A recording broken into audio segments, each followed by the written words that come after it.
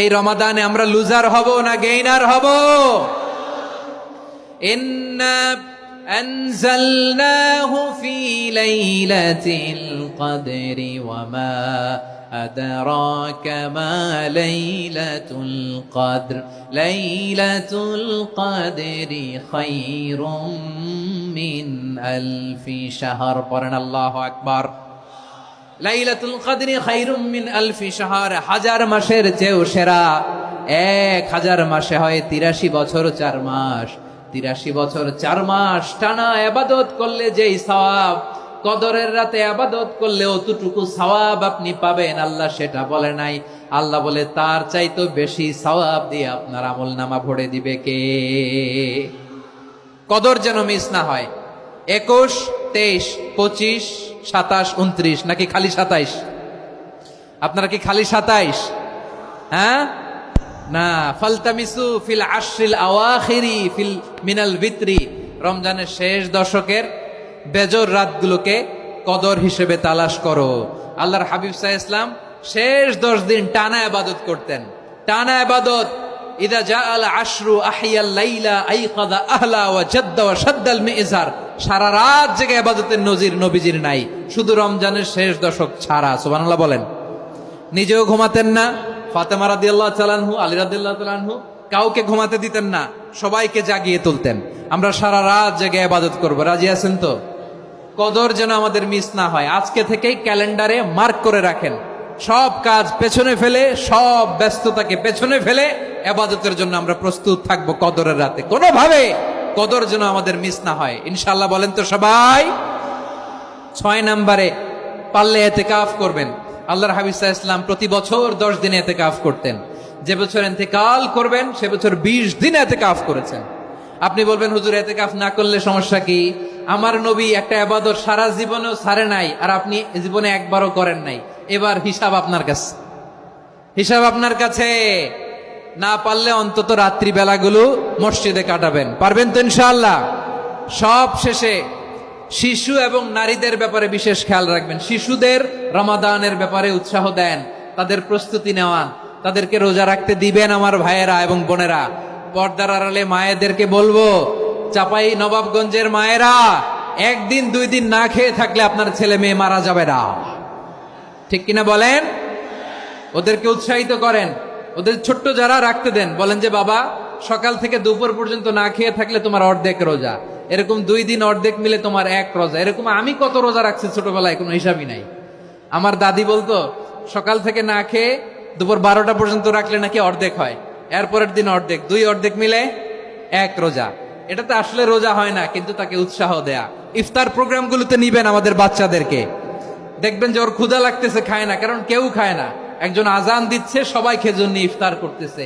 এই দৃশ্য, এই ট্র্যাডিশন, এই ইবাদত, এই তারবিয়া ওর আগামীর জীবনটাকে সুন্দর করবে। চিল্লায়া বলেন ঠিক কি না? এভাবে আগামীর প্রজন্মকে আমাদের গড়তে হবে। শিশুদের রোজার ব্যাপারে প্রস্তুতি নিন, উৎসাহ দিন। আর নারীদেরকে কষ্ট দিবেন না। সারা দিন পেঁয়াজু, আলুর চপ, বেগুনি, পাকোড়া, ছোলা, মুড়ি, শরবত, রুয়াবজা আছে না নাই? বানাতে বানাতে আমাদের বোনেরা কাহিল হয়ে যায়, আর তারাবি পড়তে পারে না, ইবাদত করতে পারে না।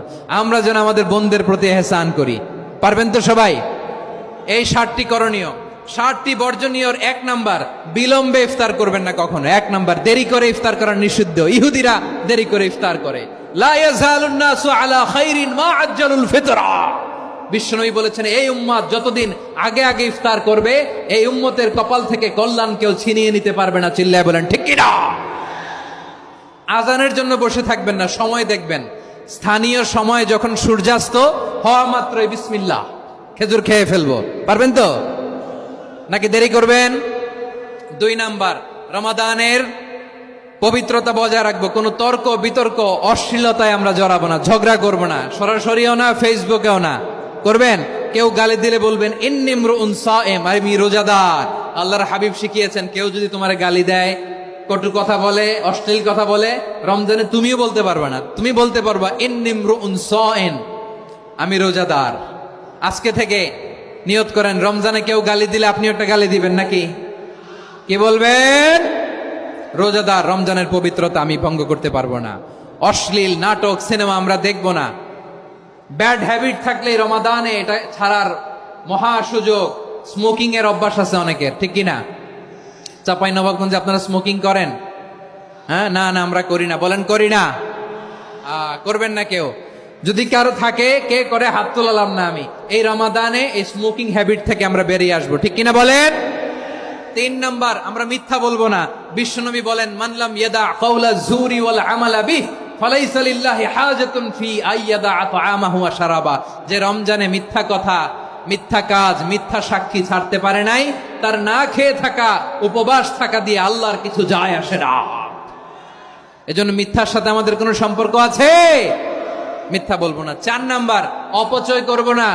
ইন্নাল মুবাযযিরিনা কানু ইখওয়ানাশ শায়াতিন ওয়া কানা শাইতানু লিরাব্বিহি কাফুরা। অপচয়কারী শয়তানের ভাই। আচ্ছা, যে শয়তানের ভাই ও নিজেও আরেকটা কি? শয়তান। যে শয়তানের ভাই ও নিজেও আরেকটা কি? অপচয় করব না। ইফতারি করতে যে আমরা অনেকে অপচয় করি, এগুলো করবেন আপনারা? না, অপচয় অপব্যয় করব না। 5 নাম্বারে, রিয়া, লোক দেখানো ইবাদত আমরা করব না। লোক দেখানোর জন্য নামাজ, রোজা, জিকির, তেলাওয়াত, দান, সদকা এগুলো করলে আল্লাহর দরবারে এগুলো কবুল হবে? বিশ্বনবী বলেন, দাজ্জালের ফিতনার চেয়ে একটা বড় ফিতনার ভয় আমি করি। সেটা কি? আর রিয়া, শো অফ মেন্টালিটি, লোক দেখানো মানসিকতা। এটা থেকে আমরা বিরত থাকবো ইনশাআল্লাহ। 6 নাম্বার, অনেক গুরুত্বপূর্ণ। ব্যবসায়ী ভাইয়েরা, ব্যবসা করেন কারা কারা? হাত তুলে দেখান তো আমারে। মাশাআল্লাহ, হাত নামান। ব্যবসায়ী ভাইয়েরা, অনেক অসাধু ব্যবসায়ী আছে, রমজান আসলে নিত্য প্রয়োজনীয় পণ্যের মূল্য বৃদ্ধি করে দেয়। এরকম আছে না নাই? এগুলো করবেন না। মজুদদারি করবেন না। পণ্যের কৃত্রিম সংকট বাজারে করবেন না। আপনি লাখ টাকা কামায়া ভাবছেন যে রোজাদারদের কষ্ট দিয়ে ধনী হবেন। এমন রোগ আল্লাহ আপনারে দিবে, কোটি টাকা দিয়েও আপনি হাসপাতালের বিল পরিশোধ করার ক্ষমতা আপনার হবে না। খবরদার। শেষ বয়সে দেখবেন কি কষ্ট আপনার হয়। আপনি রোজাদারদের কষ্ট দিচ্ছেন, আল্লাহ আপনার সুখে রাখবে? আল্লাহর দোহাই লাগে, আমার ব্যবসায়ী ভাইয়েরা এটা করবেন না। আরব বিশ্বে আমরা দেখেছি, আরব বিশ্বের ব্যবসায়ীরা সারা বছরে ব্যবসা করে, রমজানে ভর্তুকি দেয়। আর আমার দেশের কিছু অসাধু ব্যবসায়ী রমজানে গলাকাটা ব্যবসা করে আর সারা বছর সইটার উপর দিয়ে চলে। চিল্লায় বলেন ঠিক কিনা? করবেন না, এটা করবেন না। নিত্য প্রয়োজনীয় পণ্যের মূল্য বৃদ্ধি করা হারাম, পণ্যের কৃত্রিম সংকট তৈরি করা হারাম, মজুদদারি করা হারাম, রোজাদারদেরকে কষ্ট দেয়া হারাম। এটা করবেন না। 7 নাম্বারে সর্বশেষ কথা, অধীনস্থ যারা আছে তাদের কাজের চাপ আপনারা কমিয়ে দিবেন। কাজের লোক, ফ্যাক্টরির ওয়ার্কার, স্টাফ, তাদের প্রতি যদি রহম করেন, আপনার উপর রহম করবে কে? এই পবিত্র রমাদানের 7টা করণীয়, 7টা বর্জনীয় মনে রাখ।